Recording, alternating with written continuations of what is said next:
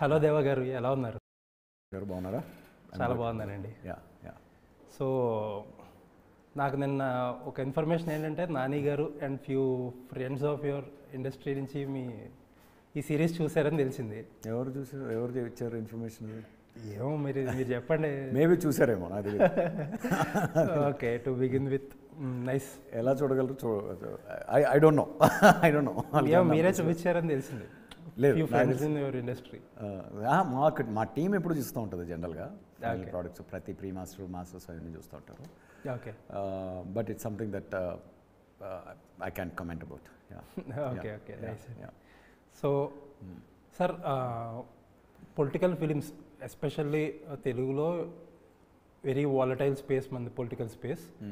When ever ఒక political film చేసినప్పుడు, especially contemporary politics మీద రిలవెన్స్ ఉన్న పీపుల్తో చేసినప్పుడు, there are two types of people. ఒకటి ఆ కంటెంట్ని షేర్ చేసేవాళ్ళు ఉంటారు, ఇంకొంతమంది ఏమో ఒక ప్రాపగండాను ఇంకోటి మాట్లాడేవాళ్ళు ప్రతి కంటెంట్కి ఉంటారు. బట్ మీరు చూస్ చేసుకున్న subject is a unique subject. ఇప్పుడు ఇద్దరు కంటెంపరీ పాలిటీషియన్స్, వాళ్ళకి ఒక పాస్ట్ ఉంది, మన ఎవరికి తెలియని ఒక యాంగిల్ ఉందని చెప్తున్నారు. ఇన్సిడెంటల్లీ ఇప్పుడు క్రిటిసైజ్ చేసేవాళ్ళు లేకపోతే లవ్ చేసే వాళ్ళకి కూడా అవసరం లేని యాంగిల్ అది. ఇప్పుడు వాళ్ళిద్దరూ ఫ్రెండ్స్ అని చెప్పి నోబడీ ఆర్ హ్యాపీ. దానివల్ల ఏమి వాళ్ళ ఒపీనియన్స్ మారు, but at the same in fact కొద్దిగా ఇన్కన్వీనియన్స్ కూడా అవ్వచ్చు. రైవల్స్ గా ఉన్న వాళ్ళు ఇప్పుడు అప్పుడెప్పుడో ఫ్రెండ్స్ అంటే వాళ్ళకి ఇష్టం లేని టాపిక్ కూడా. సో ఈ టాపిక్ చూస్ చేసుకోవడానికి మోటివేషన్ ఏంటి?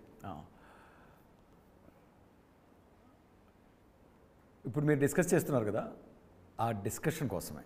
ఓకే. అండ్ మీరు ఓవరాల్గా నా ఫిల్మోగ్రఫీ చూసుకుంటే కూడా నా వాల్యూ సిస్టమ్ వేరు. నేను ఏ ఒక్క మనిషికి పిచ్చి అభిమాని కాదు, అందరినీ అభిమానిస్తా, అందరినీ ప్రేమిస్తాను. గొప్ప నాయకులు కావచ్చు, ఇదంతా కావచ్చు, వాళ్ళలో ఉన్న రైట్స్ అండ్ రాంగ్స్ అన్నీ అర్థం చేసుకునే కెపాసిటీలో ఒక ఎంపతి తోటి చూస్తాను నేను. అంటే ప్రస్థానం సినిమాలో ఈవెన్ సందీప్ కిషన్ మీద కూడా నాకు సింపతి ఉంటుంది, ఎంపతి ఉంటుంది. ఆ మైండ్ సెట్ ఉన్నాను నేను జనరల్గా, ఓవరాల్గా my life philosophy wise. So ఎవరినో ఉద్దేశించి వాళ్ళని గ్లోరిఫై చేయడానికో లేకపోతే ఏం చేయడం, అది నాకు సినిమా కదా, అలాంటి సినిమాలు చేయడానికి రాలేదు నేను. You look at my all filmography, they go beyond it, they go beyond personalities, they talk for themes. Okay. Themes అంటే ఇప్పుడు ఈవెన్ వెన్నెల లాంటి దాంట్లో కూడా ఒక కటింగ్ ఎడ్జ్ థీమ్ ఏమో అనుకున్నాను. ఒక అమ్మాయి లవ్లో పడవచ్చు, ఆ లవ్లో నుంచి బయటపడవచ్చు కూడా.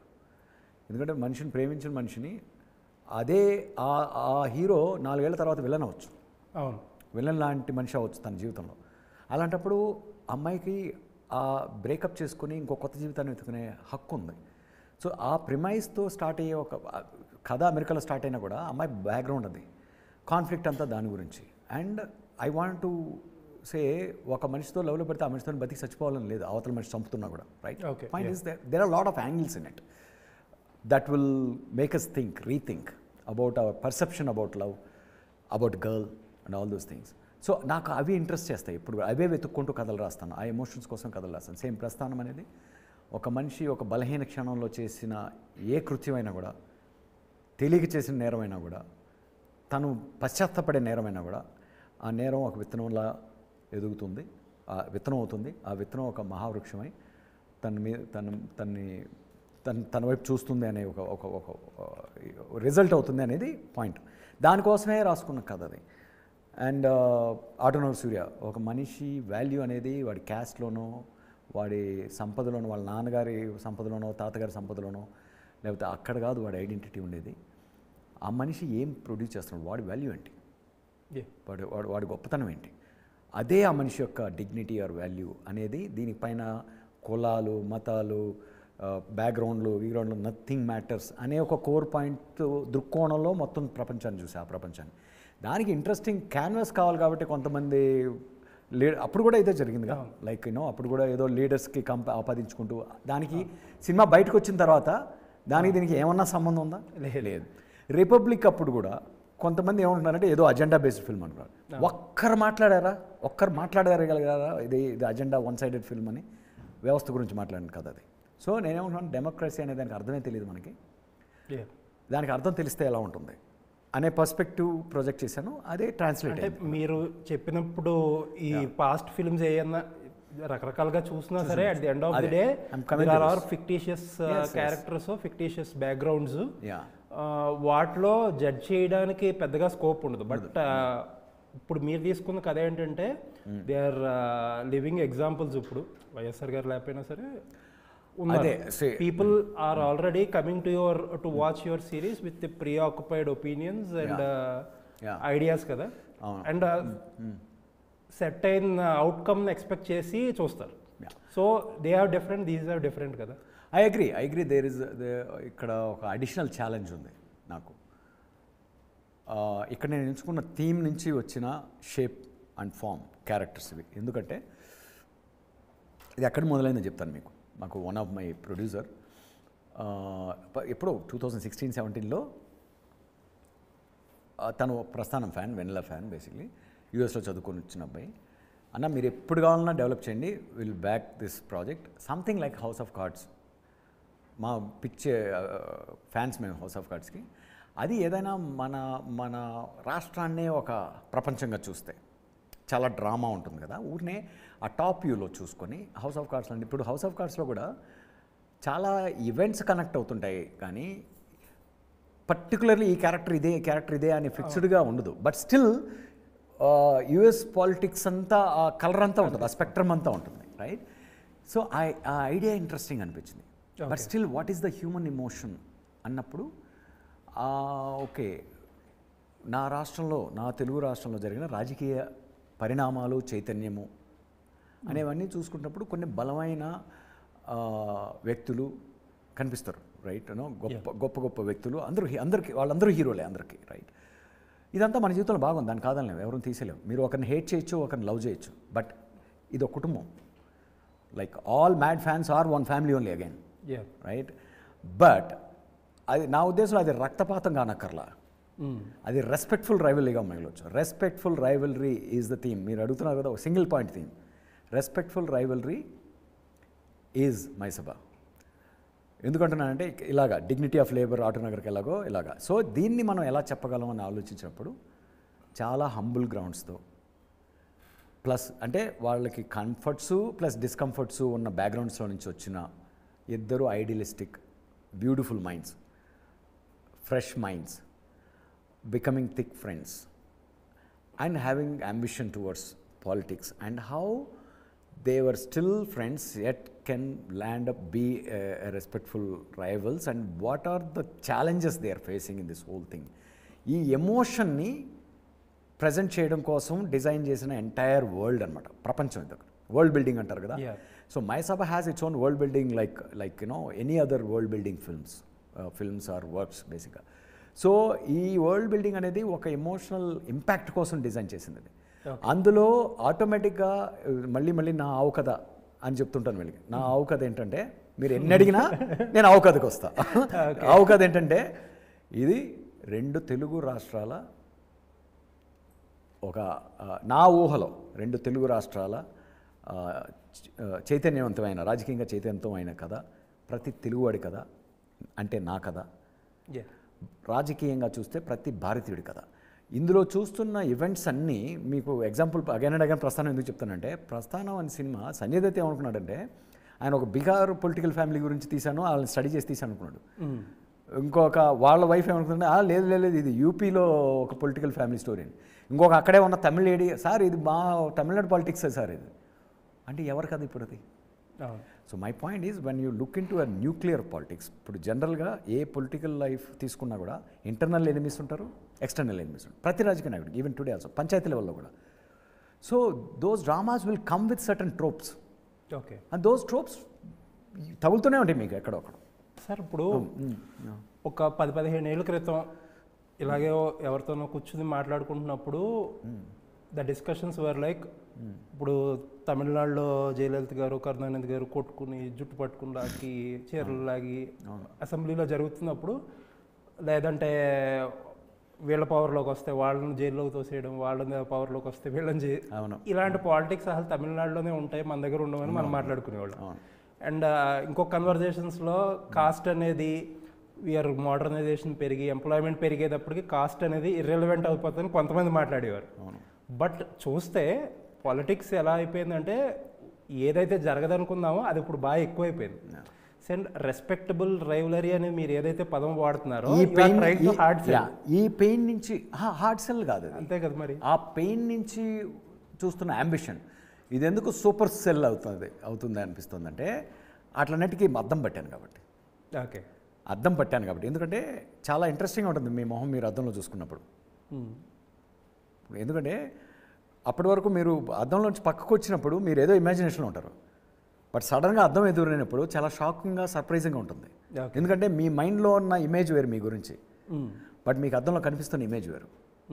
My films will always have that kind of a surprise, undeniable human interaction. So that I believe that's what I enjoy about writing.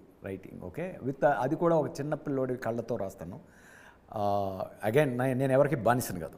బానిస అంటే ఎవరి మీద పిచ్చి అభిమానం ఉండడం అనేది మనకు మనం సంఖ్యలు వేసుకొని మనల్ని మనం బానిసలు చేసుకొని కేవలం ఆ వ్యక్తినో లేకపోతే ఆ వ్యవస్థనో మాత్రమే దేవతలు అనుకోవడం అనేది మనం ఒక ప్రిజన్ మనమే సృష్టించుకున్నట్టు. నేను I only think about politics or people or whatever it is based on topic, policy or things in my limited knowledge whether it is going to do greater good to the people or not. అంతకుపైన ఇంకేం ఆలోచించండి. Okay sir, ఈ political biopics వచ్చేటప్పటికి casting ఏం చేసేవారు అంటే ఇప్పుడు NTR biopic తీసుకున్నా లేకపోతే వైఎస్ఆర్ బయోపిక్ మీద 2 సినిమాలు తీసుకున్నా బాగా హ్యాపెనింగ్ అండ్ కొంచెం అయితే ఆ స్థాయి వ్యక్తులకి ఆ స్థాయి యాక్టర్లు ఇప్పుడు బాలకృష్ణ గారు చూసుకున్నా, రానా గారిని పెట్టుకున్నా లేకపోతే మమ్ముట్టి గారిని పెట్టినా అలా చేయడం ఒక పద్ధతి. ఇంకొక పద్ధతి ఏంటంటే కొంతమంది అసలు ఫిలిమ్స్లో completely novice people but having resemblance to them అనేది కొంతమంది ట్రై చేశారు. What is your idea of casting in this? My idea of casting was through exactly how the characters were shaped after I finish my script. Okay, ఇప్పుడు నేను next చేయబోయే cinema కూడా నేను ఒక హీరోను ఊహించుకును, even though నేను ఒక హీరోతో ట్రావెల్ చేస్తున్నా కూడా అది కంప్లీట్గా నా ఇమాజినేషన్లో ఉన్న ఒక క్యారెక్టర్ది. And that is what is exciting for the hero also. So that is when I can tell my story effectively. Okay, so అందుకనే నాకు తెలిసి more than actors is what who can translate. Star అయ్యిండొచ్చు actor మళ్ళీ, okay star and, but యాక్టర్సే కావాలి నాకు. నా స్క్రిప్ట్కి యాక్టర్స్ అయితేనే నా ఇంటెన్షన్ ట్రాన్స్లేట్. లివింగ్ పీపుల్తో సినిమా అదే ఐ మీన్ ఇప్పుడు వైఎస్ఆర్ గారిని చైతన్యరావు గారిలో చూసుకుని అలాగా ఇలాగని I don't want to be disrespectful but కొంతమంది మాట్లాడే వాళ్ళు ఉంటారు కదా, అన్లెస్ మీ ప్రపంచంలోకి వెళ్ళే కంటే ముందు నేను చెప్పేది. సో ఉంటారు అయితే అదే చెప్తున్నాను కదా, ఆ ప్రమాదం తప్పదండి. ప్రమాదం అంటే ఇప్పుడు 80% నా సుపీరియర్ గోల్ని ఎంబ్రేస్ చేసుకుంటారని నమ్మకం నాకు బలంగా ఉంది. వాళ్ళందరూ చాలా ఎంజాయ్ చేస్తారు, ఎవరి అభిమానులైనా కూడా. వాళ్ళు అసోసియేట్ చేసుకుంటున్న హీరోని వాళ్ళు చాలా ఎంజాయ్ చేస్తారు. అది కూడా ఇప్పుడు ఒక్కొక్క కథ తీసుకున్నప్పుడు, RRR లాంటి గొప్ప కథలు తీసుకున్నప్పుడు కూడా ఒక్కొక్క హీరో ఒక్కొక్క వేవ్ తీసుకుంటాడు కథ స్టోరీ నెరేటివ్లో. అవి ఉంటాయి దోస్ లైక్ ఒక ఫేజ్లో ఒక హీరో హైలైట్ అవుతాడు, ఇంకో ఫేజ్లో ఇంకో హీరో హైలైట్ అవుతాడు. ఎప్పుడు ఇద్దరు హీరోలతో ఉన్న ఛాలెంజ్ అది, రైట్? సో అభిమానులు కొంచెం లైక్ మా వాడికి ఎక్కువ ఇచ్చాడు, మా వాడికి తక్కువ ఇచ్చాడు, ఏది అసోసియేట్ చేసుకున్నాడు. నా దృష్టిలో అది కాదు పర్పస్. నా దృష్టిలో నాకు అందరూ నా బంగారాలు, నా బిడ్డలు. వీళ్ళు మీరు అనుకుంటున్న దేవుళ్ళు కాదు, వీళ్ళు నేను సృష్టించిన పాత్రలు, నా బిడ్డలు ఆర్ నేను, నా ఇమాజినేషన్, రైట్? సో నా ఇమేజ్ అది బేసిక్గా. ఓకే, అల్టిమేట్లీ నీకు అగైన్ అండ్ అగైన్ మీకు చెప్పేది ఏంటంటే, ఒక కళ వచ్చింది అంటే మీరు ఉన్నావు, సడన్గా ఒక పులి వచ్చింది ఇక్కడ నుంచి, ఒక పాము వచ్చింది, ఒక కప్ప వచ్చింది, లేకపోతే ఒక కుందేలు వచ్చింది అనుకోండి. ఇప్పుడు నేను ఇలా కళ్ళు మూసుకుంటే ఆ కళ వచ్చింది అనుకున్నాం అంటే దాని అర్థం ఏంటంటే ఆ కుర్చీలో ఉన్న మీరు నేనే, ఆ పులి నేనే, ఆ పాము నేనే, ఆ కప్ప నేనే. ఎందుకంటే అది నా సబ్కాన్షియస్ మైండ్ నుంచి వస్తుంది, నా ఎమోషన్లో నుంచి వస్తుంది. ఓకే, సో నేను ఫీల్ అయిన ఎమోషను, నేను మీరు ఫీల్ అవ్వాలనుకుంటున్న ఎమోషన్ కోసం చెక్కిన పాత్రలు ఇవి. సో కాబట్టి అవి మీరు ఆరాధిస్తున్న పాత్రలు కాదు, నేను ఆరాధిస్తున్న పాత్రలు, నేను సృష్టించుకొని నేను ఆనందిస్తున్న పాత్రలు. ఇలా కూడా ఒకసారి చూడండి, ఒక ఎమోషన్ చూడండి, కొంచెం రాష్ట్రానికి బ్రాడర్ వ్యూలో అనేది ఇంటే. ఓకే, సార్ ఇప్పుడు బిఫోర్ రిలీజ్ చేస్తున్న ఇంటర్వ్యూ కాబట్టి yeah and I want to ask you some things people జనరల్గా కొన్ని ఆన్సర్స్ కోసం పాలిటిక్స్లో కొన్ని ఆన్సర్స్ కోసం ట్రై చేస్తూ ఉంటారు. యా ఒకే ఇన్సిడెంట్ని ఒకళ్ళు ఒకలా చూస్తారు, ఇంకొకళ్ళు ఒకలా చూస్తారు. Yeah and I'm trying to ask you those things. మీరు మీ లిమిటేషన్స్ వరకు లేకపోతే ఎంతవరకు చెప్పగలరు అంతవరకు చెప్పండి. మీ question I will start asking now. Chandrababu Naidu గారి విషయానికి, ఆది గారి క్యారెక్టర్, ఒక హీరోయిన్ లవ్ ట్రాక్ ఉంటుంది. ఆది గారి క్యారెక్టర్ కాదండి, ఆది గారి క్యారెక్టర్ పేరు కాకర్ల కృష్ణమనాయుడు. ఇంకా రిజిస్టర్ అవ్వలేదు మీ ఇంకా మీ వరల్డ్ లో షో లోపలికి రాగానే తీసుకెళ్తారు. రియల్ లైఫ్ మర్చిపోయి మామూలుగా నా పాత్రలతో వచ్చేస్తారు. ప్రస్తుతానికి అంతవరకు, లేకపోతే మొత్తం డిస్కనెక్ట్ అయిచేస్తుంది. ఒక హీరోయిన్ ట్రాక్ పెట్టారు. So fictional or non fictional? Completely fiction. Okay, 100% fiction. Okay, ఎందుకంటున్నానంటే అది ఏ లైసెన్స్ తోటి ప్రతి యంగ్ మ్యాన్స్ లైఫ్లో లవ్ ఉంటుంది, లవ్ ఫెయిలియర్స్ ఉంటాయి, దారులు వేరవుతాయి, మళ్ళీ ఎదురుపడతారు. లైక్ యూనో ఒక ఛాలెంజ్ ఉంటుంది, కాంపిటీషన్ ఉంటుంది. So it is all part of life. సో నా క్యారెక్టర్స్ రాతి బొమ్మలా ఉండడం ఇష్టం ఉండదు నాకు. వాళ్ళు మీకు నాకు ఏం ఫీలింగ్స్ ఉన్నాయో ఆ ఫీలింగ్స్ ఉన్నప్పుడే వాళ్ళ గొప్పతనాన్ని కూడా నేను ఎంజాయ్ చేయగలను. ఓకే, సో నెక్స్ట్ వచ్చి చంద్రబాబు నాయుడు గారు was the youngest cabinet minister in then Congress government. And ఒకసారి ఓడిపోయాక ఎన్టీఆర్ గారి వేవ్లో he happen to join TDP. తర్వాత కొంతమంది ఏంటంటే ఓడిపోగానే పార్టీకి వచ్చేసారని కొంతమంది అంటారు, కొంతమంది ఏంటంటే ఎన్టీ రామారావు గారు తీసుకొచ్చారని కొంతమంది అంటారు. ఆ టాపిక్ నేను టచ్ చేశారా? అదే ఇప్పుడు ప్రాబ్లం ఏంటంటే ఏది నిజమో ఎవరికి తెలియదుగా. అది తెలియదు, బట్ మీరు ఒకటే ఫిక్స్ అయ్యి వెళ్ళాలి కదా. See, again, now my point is, it's not about their story, it's about my story. అదే, సో నా స్టోరీకి డ్రామాటిక్ ఎఫెక్ట్స్, డ్రామాటిక్స్, అంటే అట్లీస్ట్ ఈ సబ్జెక్ట్ని మీరు టచ్ చేశారా మీ దాంట్లో? మా కథ ఏంటంటే సింపుల్గా ఒక అవుట్లైన్లో చెప్పాలంటే, 2 డిఫరెంట్ బ్యాక్గ్రౌండ్స్, హంబుల్ సింపుల్ బ్యాక్గ్రౌండ్స్లో ఉన్న సింపుల్ ప్యూర్ సోల్స్, రైట్?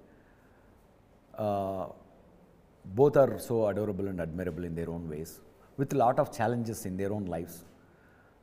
వాళ్ళ జీవితాల్లో చాలా ఛాలెంజెస్ ఉన్నాయి, వాళ్ళకి సమస్యలు ఉన్నాయి, వాళ్ళు ఓవర్కమ్ కావాల్సిన సమస్యలు ఉన్నాయి. ఫర్ ఎగ్జాంపుల్ కృష్ణమనాయుడికి, ఇప్పుడు మీరు చంద్రబాబు నాయుడు గారు అంటున్నారు, ఆయనకి నచ్చలేదే జీవితంలో, ఎప్పుడూ నచ్చలేదు ఆయనకి, రైట్? నా క్యారెక్టర్ ఏంటంటే లైక్ ఒక నత్తిన ఒక స్ట్రగుల్ తోటి ఓవర్కమ్ అవుతాడు, తను చేసి కమ్యూనికేట్ చేయడానికి తన ఐడియాలజీ, అదొక చిన్న. సో ఇట్స్ ఆల్ ఇవన్నీ నేను రియల్ లైఫ్ క్యారెక్టర్స్ పేర్లు పెట్టి తీస్తే నాకు ఈ లిబర్టీ ఉండదు చెప్పడానికి. కాబట్టి నేను వాళ్ళ కథగా చేయట్లా. నేను అనుకున్న డ్రామా మీరు ఎక్స్పీరియన్స్ చేయడం కోసం నేను యాక్చువల్గా వాళ్ళ కథ అని చెప్పి వాళ్ళని తక్కువ చేయదలుచుకోవట్లా. ఓకే, ఎందుకంటే నా కథలో హీరోలు చాలా సింపుల్, హంబుల్, మీలాగా నాలాగా మొదలై గొప్ప పనులు రీచ్ అవుతారు. సో బట్ స్టిల్ వాళ్ళ మీద జనాలకున్న ఇమేజ్ అనేది చాలా గొప్ప ఇమేజ్, పెద్ద ఇమేజ్. సో నేను వాళ్ళ కథ అని చెప్పినప్పుడు ఆ కింద ఎక్కడ మొదలుపెట్టారో అది చూడడానికి ఇష్టపడలేకపోవచ్చు వాళ్ళు జనాలు. సో ఈవెన్ అది అనుకొని వాళ్ళు వచ్చినా కూడా మనం వాళ్ళు వేరే పేర్లతో మనం వాళ్ళని చూస్తూ ఉండడం వల్ల ఏమవుతుందంటే, ఎప్పుడు ఏదో అంటారు, మన గురించి మనం ఆలోచించేటప్పుడు మనలో ఉన్న ఎమోషన్స్ని థర్డ్ పర్సన్ పాయింట్ ఆఫ్ వ్యూలో చూడమంటారు. ఓకే, ఇప్పుడు లైక్ యూనో నాకు కోపం వచ్చింది అనుకోండి, నాకు చాలా చిరాకు ఉంది అనుకోవడం బదులు దేవాకు చాలా చిరాకుగా ఉంది అన్నప్పుడు మీ పర్స్పెక్టివ్ మారిపోతుంది. అప్పుడు మీ ఇమీడియట్ క్వశ్చన్ ఏంటంటే దేవాకి ఎందుకు చిరాకుగా ఉంది అని అదే మనిషి అడుగుతాడు, మీ మనసులో ఉన్న మనిషి అడుగుతాడు. So just like that seeing things little detached అనే స్పేస్లోకి వచ్చేస్తారు షోలోకి ఎంటర్ అవగానే. వాళ్ళని ఇంకో క్యారెక్టర్స్ లాగా చూస్తారు, మీలా చూసుకుంటారు. సో అలా అన్నీ ఫిక్షనేనండి. యాదృచ్ఛికంగా రియాలిటీ తగులుతూ పోవచ్చు మీకు. ఓకే, ఎందుకంటే నేను ఒక గ్రాండ్ పర్స్పెక్టివ్లో చూస్తున్నాను కాబట్టి ఓవరాల్గా స్టోరీ. ఓకే, డీటెయిల్స్లో అందరం రాంగే, ఎవరికి ఎవరి డీటెయిల్స్ తెలియదు. సో మీరు ఇందాక నత్తి అనే దాని గురించి చెప్పారు కాబట్టి నాకు ఒక విషయం తెలిసింది ఏంటంటే, ఇది నత్తి అనే క్యారెక్టర్ తర్వాత అది పోతుంది అనే కాన్సెప్ట్ మీరు అనుకుంటుండగా ఇట్ హ్యాపెన్ టు ఒకనొక మీ టీంలోనో సంథింగ్ ఎక్కడో ఆ డీటెయిల్ బయటకు వెళ్ళి గేమ్ చేంజర్ లాంటి సినిమాలో అదే అపియర్ అయింది, same track. You are surprised? ఇప్పుడు ఎందుకంటే ఐడియాస్ అనేవి ఒకటేసారి ప్యారలల్గా 100 మందికి రావచ్చు సేమ్ ఐడియా. ఓకే, అలా ఎప్పుడు అనుకోలే నేను. But very disappointed? Not at all. ఎందుకంటే నా క్యారెక్టర్ స్పేస్ వేరు, నేను చెప్తున్న జర్నీ వేరు. అందుకని మాకు అసలు ఏం ప్రాబ్లం లేదు. ఇన్ఫ్యాక్ట్ నేను ఇంకా హీరోకి ఆ వీక్నెస్ పెట్టి కూడా ఒక కథ చెప్పడానికి ఇంకో డైరెక్టర్ డేర్ చేశాడనేది నేను ఇంకా నా ఆలోచన కరెక్ట్గానే ఉంది, సరైన దారిలో ఉంది అని ఒక అష్యూరెన్స్ ఫీల్ అయ్యా. Okay, right. ఏంటంటే of course like my script was done like 2016-17 నుంచి వర్షన్లుగా రాసుకుంటూ వస్తూ ఉన్నాం. బిగినింగ్లోనే ఫిక్స్ అయిన ఎలిమెంట్స్ అవి. బట్ అవి చాలా కామన్ ట్రోప్స్ అండి ఇవి. కామన్గా మనం చెవుడు అవ్వచ్చు, నత్తి అవ్వచ్చు, లేకపోతే జనరల్గా ఏదైనా ఒక చిన్న ఫిజికల్ ఓవర్కమ్ అవ్వడం కోసం హీరోకి ఒక ఛాలెంజ్ ఇవ్వాలి కదా ప్రతిసారి. ఆ ఛాలెంజ్ ఉన్నప్పుడు, ఆ ఛాలెంజ్ ఓవర్కమ్ అయినప్పుడు కదా హీరోయిజం ఫీల్ అవుతాం మనం. సో అలా ప్రతి హీరోకి మనం ఊహించుకునేటప్పుడు మనకు దొరికేవంతా ఒక డజన్ ఉంటాయి, ఒక డజను 20 ఉంటాయి. బట్ మనం ఎన్ని కథలు చెప్పాము, ఎన్ని కథలు రాసాము ఇప్పటిదాకా? కొన్ని 100,000 కదా. సో ఆ కామన్గా తగులుతూ ఉంటాయి. So I never felt bad. Bad కూడా కాదు, నేనెవరు, నాకు హక్కు ఉందా ఏంటి? ఒక క్యారెక్టర్ నత్తి పెట్టడం అనే విషయం నా హక్కా ఏంటి? అది కాదు కదా. సో ఇంకొకటి సేమ్ ఇదే లైన్స్లో పార్టీని కాపాడుకోవడం ఒకటి, కొంతమంది దాన్ని మీరే మీ పాత్రతో చెప్పినట్టు వెన్నుపోటుని కొంత అట్లా అర్థం కల. ఇప్పుడు చంద్రబాబు నాయుడు గారు పార్టీని కాపాడుకోవడం అని కొంతమంది అంటారు దాన్ని, అదే టైప్లో వెన్నుపోటుని కొంతమంది మాట్లాడతారు. అదే ఓకే. సో అది చంద్రబాబు నాయుడు గారు కాదు అది. మీకేమనిపిస్తుంది? అంటే ఇప్పుడు వైస్రాయ్ ఎపిసోడ్తో ఓపెన్ చేశారు, ఆ డైలాగ్ పెట్టించారు. అదే అండి, మీకేమనిపిస్తుంది అన్నా? అంటే మీకేమనిపిస్తుంది చెప్పండి. అంటే మీ కథ నాకు బాగా తెలుసు, కొంత చూసాను కూడా, ఎక్కువ అట్లా కాదు. ఇప్పుడు మీకేదో ఒక ఒపీనియన్ ఆల్రెడీ ఉంటుందిగా మీ మనసులో, మీరు బయటికి చెప్పకపోయినా కూడా ఉంటుంది, గ్యారంటీగా ఉంటుంది. అంటే నా ఒపీనియన్ ఇర్రెలవెంట్ ఇక్కడ. అదే నేను అడగట్లా, నేను ఓకే మీ ఒపీనియన్ చెప్పమని కూడా నేను అనట్లా. ఓకే, మీకు ఒక ఒపీనియన్ ఆల్రెడీ లోపల ఉందిగా, మీ మనసులో ఉంది, ఉంటుంది, మీరు షేర్ చేసుకోరు నాతో, that's fine, I respect that. ఆ ఒపీనియన్ దానికి ఆపోజిట్గా నా ఒపీనియన్ ఉందనుకోండి, మారిపోతుందా? అది మారదు. అది పాయింట్ ఏంటంటే, I approach all the characters, everybody is right in their opinion and everybody అన్ని ఒపీనియన్స్ మీరు సినిమాలో చూపించలేరు కదా. సినిమా కానీ ఉంటాయి, అన్ని పర్స్పెక్టివ్స్ ఉంటాయి కదా, అన్ని పర్స్పెక్టివ్స్ ఉంటాయి. ఓకే, ఒపీనియన్ కదా నాది. అంటే I write my characters like Rashomon ఎఫెక్ట్లో రాస్తారు. ఇప్పుడు చంద్రబాబు నాయుడు గారి పాయింట్ ఆఫ్ వ్యూలో ఆయన చేస్తుంది ఒకటి కరెక్ట్ అనిపిస్తుంది. ఇప్పుడు మీకు ఫస్ట్ సీజన్లో ఒక పాయింట్ ఆఫ్ వ్యూలో కన్వర్జ్ అవుతుందండి, సమ్ మేజర్ ఈవెంట్స్. సెకండ్ సీజన్కి వచ్చేటప్పుడు ఇంకొక పాయింట్ ఆఫ్ వ్యూలో కూడా కన్వర్జ్ అవుతుంది. ఇది రైట్ అనిపిస్తుంది, అది రైట్ అనిపిస్తుంది మీకు. ఓకే, మీరు రియల్ లైఫ్లో అపోజింగ్ వ్యూస్ కూడా కరెక్టే అనే అండర్స్టాండింగ్ వస్తుంది మీకు, గ్రేటర్ అండర్స్టాండింగ్ వస్తుంది. అప్పుడు మీకేంటంటే అవతల వాళ్ళు ఎందుకు ఇలా ఊహించుకుంటున్నారు దాని మీద రెస్పెక్ట్ పెరుగుతుంది, ఈ అవతల వాళ్ళు ఏమో ఊహించుకుంటారో దాని మీద respect. That is why it is called respectful rivalry. Then కొంతమంది దేవగారు trying to play safe game ఆడుతున్నారంటే, అవును, అందరూ సేఫ్ గేమ్ ఆడతారు. లైక్ సేఫ్ గేమ్ అంటే ఏంటండి, పోయి గుద్దుకొని చచ్చిపోవాలా మనిషి? What the hell you mean? పొద్దున్నే లేచిన దగ్గర సాయంత్రం సేఫ్గానే కదా ఇంట్లో నుంచి లేచి పడుకొని ఆలోచించి పడుకుంటాం. అంటే if you are my safe game is for the society. Okay, for everybody, for every human being should live safe, not attacking, biting, sucking each others blood, killing each other. మీకు ఒకటి కావాలి, నాకు ఒకటి కావాలి, ఇద్దరం కలిసి అది ఎలా సంపాదించుకోవాలని చూసుకోవాలి. మీకు ఒకటి కావాలన్నా, నాకు కావాల్సిందే నాకు కావాలి, నీకేం కావాలో నేను ఇవ్వను అని కూర్చుంటే, నాకేం కావాలో మీరు రానివ్వరు, మీకేం కావాలో నేను రానివ్వను. ఓకే, ఎవరు నష్టపోతున్నారు? కథ జర్నీకి మేబీ దట్ ఈజ్ ఇంపార్టెంట్ కదా, రెండు వైపులా చూపిస్తానంటే అది డ్రైవ్ అవదేమో ఒక పాయింట్కి. అదే చెప్తుంది. నేను అదే మీకు చెప్తున్నా, ఈవెన్ రమ్యకృష్ణ గారి విలనీ క్యారెక్టర్ని కూడా నేను శానిటైజ్ చేసినోడిని రిపబ్లిక్లో. సందీప్ కిషన్ క్యారెక్టర్ కూడా ఒక రూట్స్ ఇచ్చినోడిని. అందుకనే వాళ్ళని హీరోలు విలన్లుగా చూడరు, మీరు క్యారెక్టర్స్గా చూస్తారు, ఎంపతైజ్ అవుతారు వాటితో.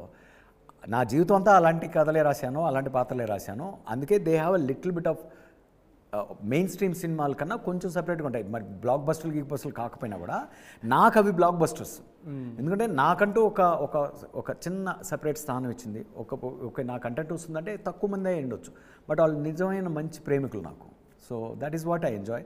And rest of my life ఇదే స్పేస్లో నేను ఎంజాయ్ చేసే కథలు చెప్పుకుంటూ పోయినా కూడా నేను సూపర్ హ్యాపీ. నాకు తెలిసి ఎవరికన్నా నా హ్యాపీనెస్ తక్కువ ఉండదు. ఓకే.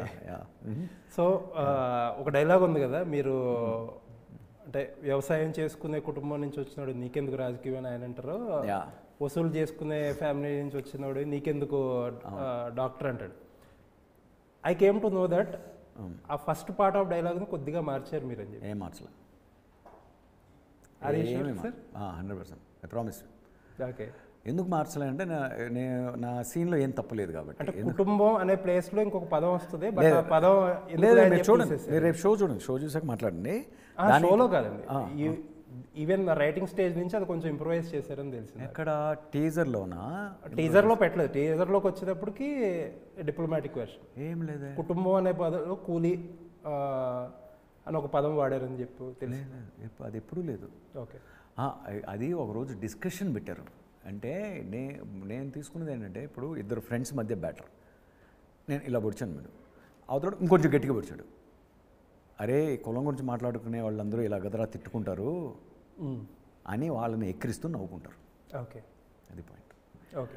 సో ఇదంతా మీరు ఎవరైతే కులం మీద అఫెన్స్ ఫీల్ అయ్యారో, కులంని ఓన్ చేసుకొని కులమే సంపద, కులమే మొత్తం అనుకునే వాళ్ళని నా గొప్ప పాత్రలు, నా గొప్ప నాయకులు చూసి నవ్వుకున్న మొమెంట్ అది.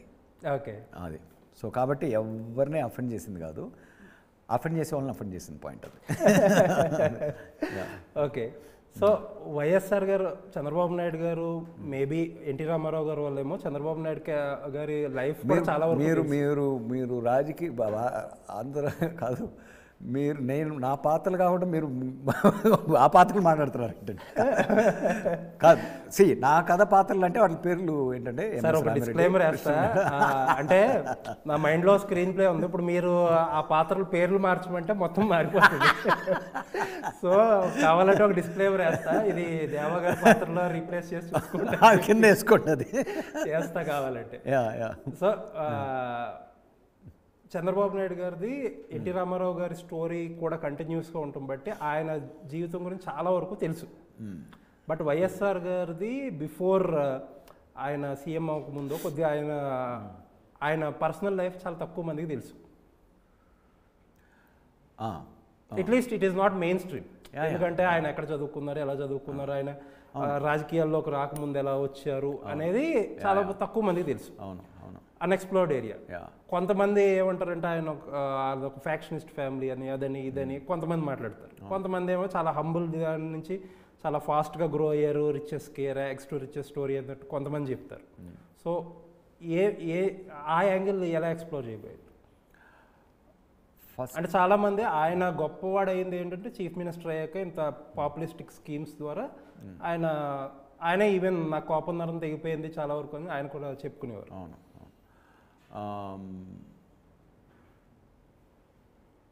మీకు పెళ్ళైందా? అయిందండి. పిల్లలు ఉన్నారా? ఇద్దరు పిల్లలు. ఎంత వయసు? 9 and 1. మీ కథ మీ వైఫ్కి ఎంత తెలుసు? నా కథ మా వైఫ్కి ఆల్మోస్ట్ అంత తెలిసేమో. ఎట్లా తెలుసు? నేను చెప్తేనే తెలుస్తుంది. ఇంకా మీరు చెప్పిన వర్షనే కదా తెలుసా? అవును. కానీ మీరు జీవిస్తున్న వర్షం తెలియదుగా. తెలియకపోవచ్చు. మీరు ఇక్కడ ఎలా ఉన్నారు, ఇక్కడ ఏం చేశారు, ఊరిని చిన్న జోక్ వేస్తారు, వెళ్తూ ఒక అమ్మాయి కన్నుగుట్టి వెళ్ళారు, ఆ విషయం తెలియదుగా. నేను జోక్ లాగా చెప్తాను. ఫర్ ఎగ్జాంపుల్, ఏ వ్యక్తి కథ ఇంకో వ్యక్తికి తెలియదండి. ఓకే. ఇది ఆ వ్యక్తి కథ అండమే తప్పు, ఫండమెంటలీ లాజికలీ రాంగ్. ఇది ఈ మనిషి బయోపిక్ అని చెప్పి రీసెర్చ్ చేసి తీసినవి కూడా కృత్రిమాలే, ఫిక్షనే. అలాంటప్పుడు వాళ్ళ కథ కాదని చెప్తున్నోడిని నేను ఎంత ఫిక్షన్ చేసి ఉంటాను అంటే బయోపిక్స్ కూడా ఫిక్షన్ అన్నప్పుడు it is not a biopic అని తీసింది ఇంకెంత ఫిక్షన్ ఏంటదన్న. ఈ లాజిక్ని ఎవడన్నా కాదనగలరా? డెఫినెట్లీ. ఇప్పుడు సరే అయితే నేను ఇంకొక ఇదే క్వశ్చన్ వేరేలా అడుగుతా. 10 వెర్షన్స్, 10 మంది, 10 దృక్కోణాల్లో రకరకాలుగా ఆయన చరిత్ర ఉండొచ్చు. అబ్సల్యూట్లీ. అందులో ఏ దృక్కోణం పట్టుకుని మీరు సినిమా చేశారు? నా దృక్కోణం. ఓకే. అంటే నేను అంటే మరీ నా పాత్ర ఫిక్షన్ చేయలేరు కాదండి. నా పాత్రలన్నిటికీ నేను ఒక తండ్రిని. ఓకే. సో ఈ పాత్రలన్నిటికీ ఒక ఒక ఒక అంటే తండ్రిని అంటే నేను చాలా హంబుల్గా చెప్తున్నా అన్నమాట. అంటే మీరు ఊహించుకునే గొప్ప నాయకులకు తండ్రిని అన్నట్లు చూడకండి నన్ను. పాయింట్ ఈజ్, నా పాత్రలకు తండ్రిని నేను. ఆ పిల్లలందరినీ ప్రేమగా చూసుకుంటూ, వాళ్ళు ఏమైనా చిన్న చిన్న గొడవలు ఉంటే ఆ గొడవల గురించి డిస్కషన్ పెడుతూ పంచాయతీలు చేస్తూ అంటే ఏదైనా పంచాయతీ negative చేస్తూ ఉంటే వెళ్ళారు కడుపులో మీకు. పెట్టుకుని కొంచెం అవసరమైతే కొంచెం నెగిటివ్ ఏదైనా ఉంటే కడుపులో పెట్టుకుని అబ్సల్యూట్లీ. ఎందుకంటే ప్రతి నా నా నా ఫిల్మ్ నా రైటింగ్ చరిత్ర అంతా అదే కదండి. ఏది giving point of view to every character and making, అంటే మీరు ప్రతి క్యారెక్టర్ వాళ్ళ సిచ్యువేషన్స్లో, వాళ్ళ పర్స్పెక్టివ్లో, వాళ్ళ మొరాలిటీ వైజ్గా వాళ్ళ యాక్షన్స్ని, ఏ మనిషి కూడా తను చేసే యాక్షన్ జస్టిఫై చేసుకోలేకపోతే లోపల మనసులో చేయలేడు. దాన్ని రెస్పెక్ట్ చేస్తాను నేను. ఓకే. అప్పుడు నాకేంటంటే నాకు ఇంకో ఓవరాల్ పర్స్పెక్టివ్ తెలుస్తుంది. ఆ సిచ్యువేషన్ వల్ల జరిగే రైట్ అండ్ రాంగ్స్ తెలుస్తాయి మనకి. ఓకే. మనుషుల మీద ఉన్న పర్సెప్షన్ పక్కన పెట్టి. So that is what stories are suppose to be. కథల యొక్క అర్థమే అది. కథలు పుట్టింది దానికోసం.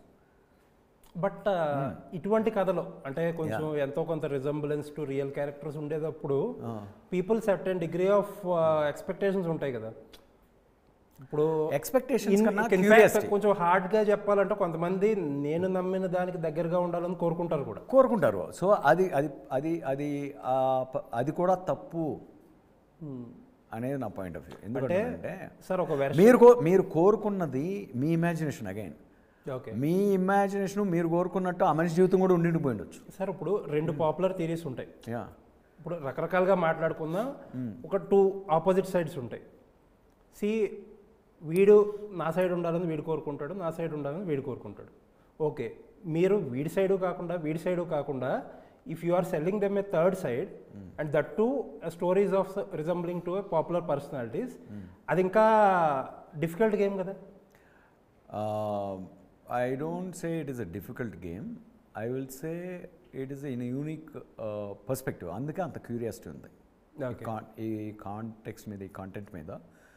స్టార్టింగ్ ఫ్రమ్ మా ప్లాట్ఫామ్ ఇంట్రెస్ట్ చూపడం దగ్గర నుంచి, నాకు ఇంట్రెస్ట్ కలగడం దగ్గర నుంచి, అదే మీకు చెప్పాను కదా, నాకు ఏదో ఒక కొత్త పర్స్పెక్టివ్, మనందరినీ ఒకటి చేసే పర్స్పెక్టివ్, ఆర్ మనలో ఉన్న ఒక గొప్ప మానవీయ కోణాన్ని ఆవిష్కరించే ఒక పర్స్పెక్టివ్, అది కన్ఫ్రంటేషన్లుగానే రావచ్చు.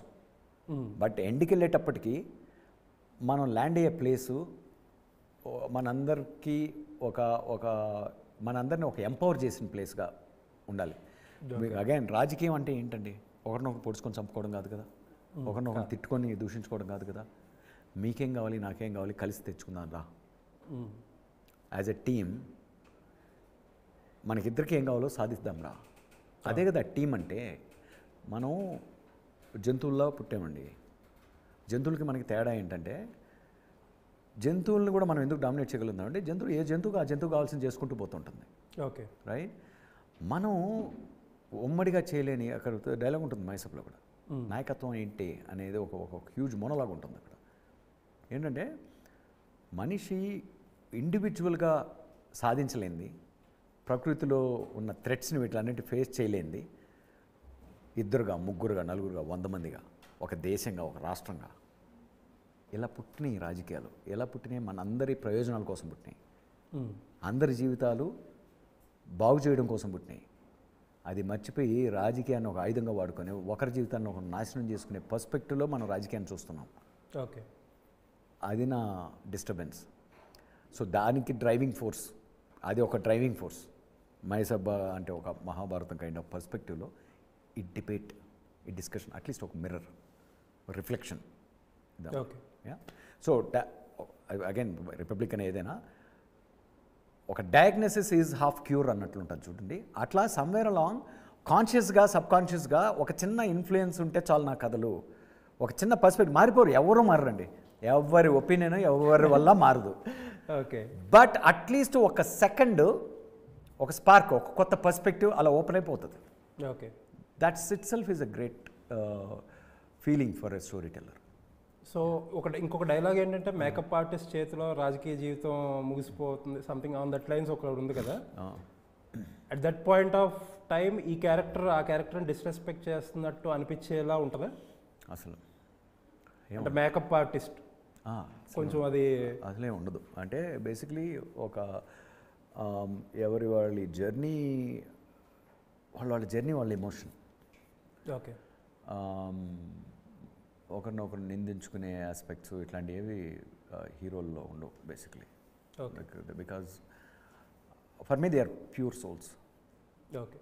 సో అండ్ అది నిజమో కాదో కూడా నాకు తెలియదు. అదే they are my soul. Okay. ఇప్పుడు నాలో ఉన్న మిమ్మల్ని కూడా మీ ఒపీనియన్స్ని కూడా జడ్జ్ చేయకుండా ఒక గోడ కట్టేస్తున్నారు మధ్యలో. నిజం కాదో తెలియదంటే ఇంకేముంది. నా ఒపీనియన్స్ మీరు జడ్జ్ చేయడానికి నేను జడ్జిమెంటల్ కాదు కాబట్టి. ఓకే. రైట్. సో నన్ను కూడా మీరు జడ్జ్ వద్దని చెప్పట్లేదు. మీకు హక్కు ఉంది, అన్ని రకాల హక్కులు ఉన్నాయి. అందరూ రకరకాలుగా జడ్జ్ చేస్తారు ఎవరు కూడా. కేవలం ఇంటి పేర్లు పెట్టుకొని క్యాస్ట్ పేర్లు పెట్టుకొని నేను అసలు ఆంధ్రప్రదేశ్లోనే పెరగల. 7th grade వరకు చిన్న టౌన్లో పెరిగా. అక్కడి నుంచి నా బతుకంతా చెన్నై, మిగతా బతుకంతా అమెరికా. ఫైనల్గా వచ్చి ఇక్కడ హైదరాబాద్ వాసిని, వస్తూ పోతూ అమెరికా హైదరాబాద్ వాసిని వస్తూ పోతూ నేను ఒక అల్టీరియర్ హ్యూమన్ యాంగిల్లో మెటీరియల్, ఒక ఎమోషన్కి తగినట్టు మెటీరియల్ ఎత్తుక్కుంటూ పోతాను నేను. ఓకే. సో యా సార్, ఈ పొలిటికల్ డిస్కోర్స్లో మీరు అన్నట్టు హండ్రెడ్స్ ఆఫ్ ఒపీనియన్స్ ఉన్నాయి. మధ్యలో నాదెండ్ల భాస్కర్ రావు గారు ఉన్నారు. ఆయన ఇప్పటికీ కొన్ని ఇంటర్వ్యూస్ ఇస్తా he keeps on making some allegations ఆయన పాయింట్ ఆఫ్ వ్యూలో. అవి ఏమన్నా రిఫర్ చేశారా? లేదు, అవేవి మేము అంటే అగైన్ ఫర్ యువర్ రెఫరెన్స్ అది మీరు క్రాస్ అయ్యండి. క్రాస్ చేయడం అంటే మనకు తెలియకుండానే మనం ఇంకేదో యూట్యూబ్ వీడియో చూస్తుంటే ఇంకో వీడియో రావచ్చు మనకి. ఇప్పుడేమన్నా మనం కంటెంట్ ఒకటి వెతుక్కుంటూ పోతే 100 పడుతున్నాయి మన బుర్రలో. ఓకే. రైట్. ఆ ప్రపంచంలో కదా ఉన్నాం. అలా చాలా క్రాస్ అయ్యింటాయి. అందరినీ చూసుంటాను, అందరినీ చేస్తుంటాను. బట్ ఇవన్నీ ఏంటంటే మనం ఇప్పుడు లైట్ లాగా అండి, మనం మిర్రర్ అనుకోండి. ఆ మిర్రర్ మీద పడే లైట్ ఒక యాంగిల్లో వస్తుంది, ఇంకో యాంగిల్లో రిఫ్లెక్ట్ అవుతుంది. So end of the day ఈ కథ దేవకట్ట యాంగిల్, నా రిఫ్లెక్షన్. అండ్ ఇది ఖచ్చితంగా ఏ ఒక్కరిని దించడానికి పెంచడానికి ఆ అజెండాతో నేను రెగ్యులర్ ఫిల్మ్స్ అలా చేయను. ఆ బయాస్ నా క్యారెక్టర్స్లోనే ఉండదు, వెన్నెల డేస్ నుంచి వచ్చే క్యారెక్టర్స్లో ఉండదు, ఇప్పటికీ ఉండదు, ఇంకెప్పటికీ ఉండదు. And that is what I enjoy most in my writing and making films, in telling my stories. In the sense, మనుషులు ఇంకొంచెం లోతుగా చూడడం నాకు ఇష్టం. ఓకే. అర్థం చేసుకోవడం ఇష్టం. అది ఒక బ్యూటిఫుల్ లైన్ ఉంటుంది అమిత్ వర్మ షోలో, నిఖిల్ తనేజా ఇంటర్వ్యూలో ఒక దానిలో, if you know the other person story to a point that other person has lived through, you will not be able to hate him. అంతేగా, మనల్ని మనం మన సైడ్ నుంచి ఆలోచిస్తాం కాబట్టి ప్రాబ్లం. అంతే, మన ఎక్స్పెక్టేషన్స్ మన పాయింట్ ఆఫ్ వ్యూ నుంచి ఆలోచిస్తాం. సో అది ఎప్పుడు ఇంట్రెస్టింగ్ ఎలిమెంట్. ఓకే. ఏ సబ్జెక్ట్ తీసుకున్నా రేపు చేయబోయేది పాలిటిక్స్కి, క్యాస్ట్కి, టాపిక్స్కి దేనికి సంబంధం లేని ఒక beautiful unique action drama in a very unique setup. That is also an epic saga kind of a story. Okay. But ఇప్పటివరకు నేను తీసిన సినిమాలకి దానికి ఏం మాత్రం సంబంధం ఉండదు. దానికి కంప్లీట్గా వేరే పేరు వేసుకొని తీయచ్చు నేను. అప్పుడు డెబ్యూటెంట్ అనుకుంటాను నన్ను, రీఇన్వెన్షన్ ఆఫ్ మీ. సో నన్ను ఎక్సైట్ చేసేదంతా కూడా ఏదైతే ఎమోషన్ డ్రైవ్ చేస్తుందో అది ఎత్తుక్కుంటూ వెళ్తుంది ఆ ప్రపంచాన్ని. Okay. That's how I write. Yeah. Mayasabha first నాకు తెలిసినప్పుడు మోర్ దెన్ ఈ స్టోరీ కంటే కూడా, వీళ్ళిద్దరు స్టోరీ కంటే కూడా 2 more characters which very excited me, that characters resembling Paital Ravi garu and Ranga garu. ఎందుకు ఇంట్రెస్టింగ్ నాకంటే, there are people who see them as demigods. There are people who casteist అని కొంతమంది, నక్సలైట్లు అని కొంతమంది, కమ్యూనిస్టులు అని కొంతమంది, క్యాస్ట్ లీడర్స్ అని కొంతమంది చూసేవాళ్ళు ఉంటారు. 2 contrasting views at the same time very strong views. వాళ్ళ క్యారెక్టర్స్ ఎలా ఉంటాయి సినిమాలో? విచ్ వే యూ ఎక్స్ప్లోర్డ్ కనీసం? నేను చెప్పాను కదా, ఒక రాష్ట్రం యొక్క కథ అన్నప్పుడు ఆబ్వియస్లీ నేను చూసిన ఆర్క్లు ఏంటంటే the rise and fall of naxalism, the interlinks between, అంటే the ideology transformation from one to another, from local faction wars becoming faction origins, or how the personal conflicts turn into groupisms, and those kind of things are part of our journey.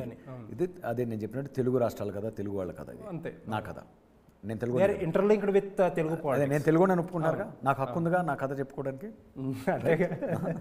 So నా కథలో మన కథని నేను ఎలా చూస్తున్నాను పంచుకుంటున్నాను. ఎలా చూసారు ఇంతకీ కథ? నేను మనంతా కుటుంబం అండి. మీరేంటంటే వీళ్ళిద్దరు క్యారెక్టర్స్కి రకరకాల ఒపీనియన్స్ ఉండొచ్చు, బట్ వాళ్ళ కథ చాలా లెస్ ఎక్స్ప్లోర్డ్. అవును, స్క్రీన్ మీద కానీ బుక్స్లో కానీ లెస్ ఎక్స్ప్లోర్డ్. అదే అందుకనే అండి వాళ్ళ బ్యాక్గ్రౌండ్లు వేరుగా ఉంటాయి, ఇదిగా ఉంటాయి. నేను ఫాలో అయిందల్లా కూడా ఈ ఈవెంట్స్లో ఉన్న ఎమోషన్ ఫాలో అవుతూ క్యారెక్టర్ డిజైన్ చేసుకుంటూ పోతున్నా. అందుకనే ఈ పాత్రలన్నింటిలోనూ ఆ పాత్రలు దగ్గరగా అబ్జర్వ్ చేసిన వాళ్ళు చాలా వరకు 99% ఇలా కాదరా జరిగింది అనుకోవచ్చు వాళ్ళు. ఓకే, అసలు సంబంధం అలాగే అనుకుంటారు యాక్చువల్గా. ఎక్కడో ఏదో క్రాస్ అవుతుంటుంది. బట్ ఆన్ బ్రాడర్ స్కేల్ నేను చూస్తున్నది ఒక రాష్ట్రం యొక్క journey changes that happened. So అలా అన్నీ ఉన్నాయి. ఈ faction origins, rise and fall of naxalism, and also the groupism and casteism, all corners of the state.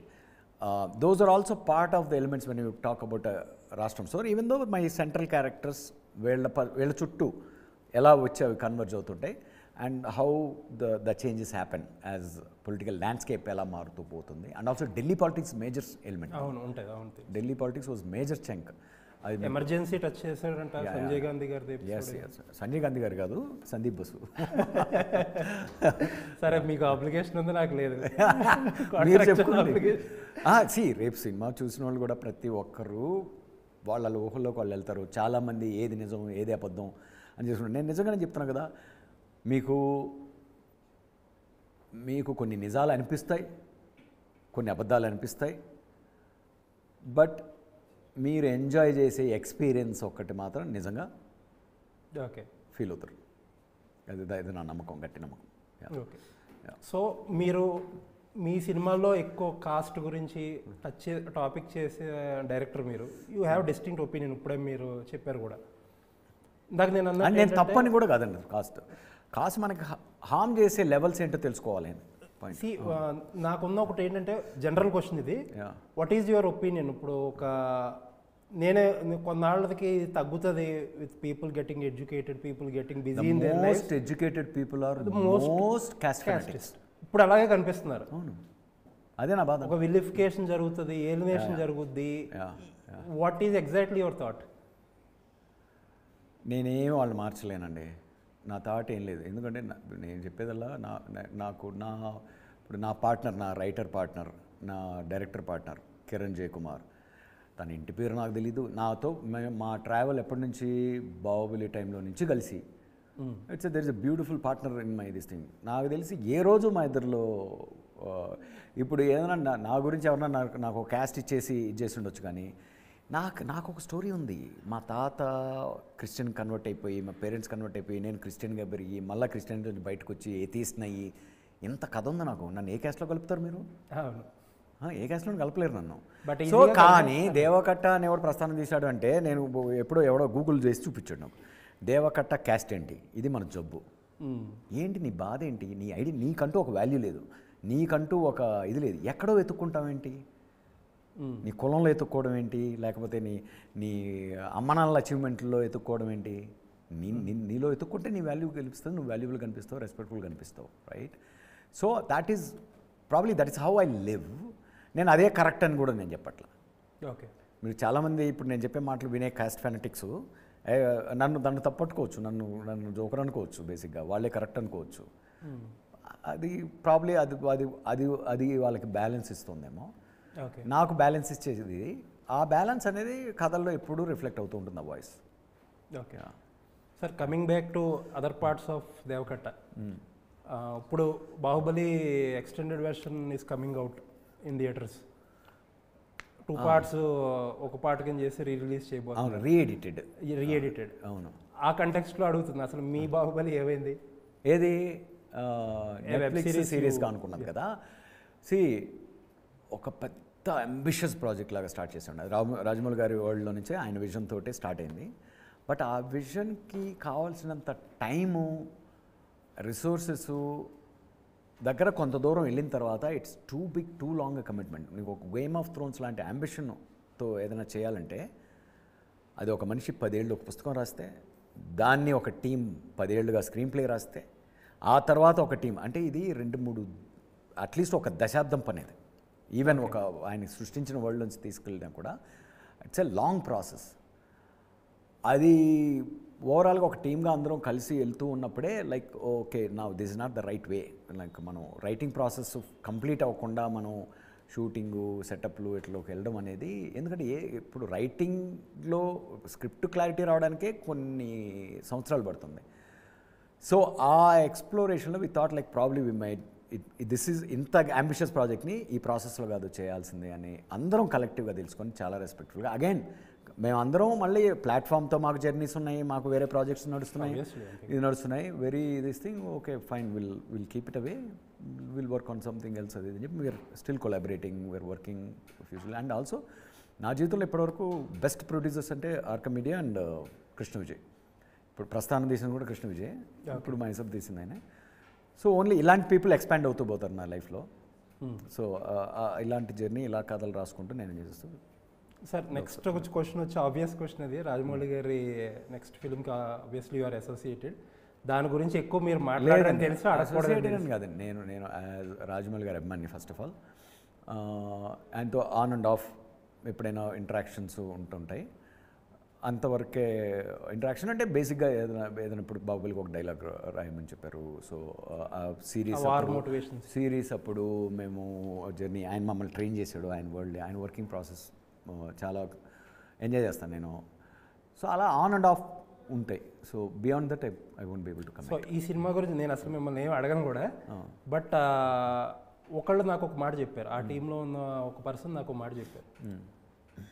C Rajamouli గారు has utmost respect for Deva Katta గారు, బికాజ్ మీకు అవకాశం ఇచ్చి మిమ్మల్ని ఒక టీమ్గా వర్క్ చేస్తున్నారంటే దట్ ఈస్ ఆబ్వియస్. మీకున్న రెస్పెక్ట్ గురించి మీరు చెప్పేది. నేను ఇంకో దాన్ని కొంచెం ఎక్స్పాండ్ చేస్తాను. ఓకే, రాజమౌళి గారు అందరినీ రెస్పెక్ట్ చేస్తారు. Okay, nice. అందరినీ వాళ్ళ యాంగిల్లో రెస్పెక్ట్ చేస్తారు. అదేంటంటే ఆ టాలెంట్ ఆయనకు అవసరమైనప్పుడు ఆయన జర్నీలో భాగంగా కలుపుకుంటారు, రైట్? అది and that's why all of us respect him also. So is a great film maker as well as a great human being. నాకు ఒక పర్టికులర్ ఇన్సిడెంట్ తెలిసింది sir. whenever you go to him, జనరల్గా you sit and talk and you finish things. Rajamouli garu Deva Katta గారిని he comes మీతో పాటు వచ్చి car దగ్గరికి వచ్చి సెండ్ ఆఫ్ అందరినీ చేస్తారు. అంత బ్యూటిఫుల్గా ఆయన అందరినీ అలాగే రెస్పెక్ట్ చేస్తూ ఉంటారు. అది ఏంటి ఎవరో ఏదో విజువల్ చూసినట్టు చెప్తున్నారు మీకు, అట్లనే కాదు. ఆయన వర్క్ అట్మాస్ఫియర్ అంతా కూడా చాలా ప్లేఫుల్గా, చాలా గ్రౌండెడ్గా, చాలా సింపుల్గా, హైరార్కీస్ లేకుండా అలా ఉంటుంది అది. So that's basically I mean ఎవరినైనా ఆయన అలాగే రిసీవ్ చేసుకుంటారు, అలాగే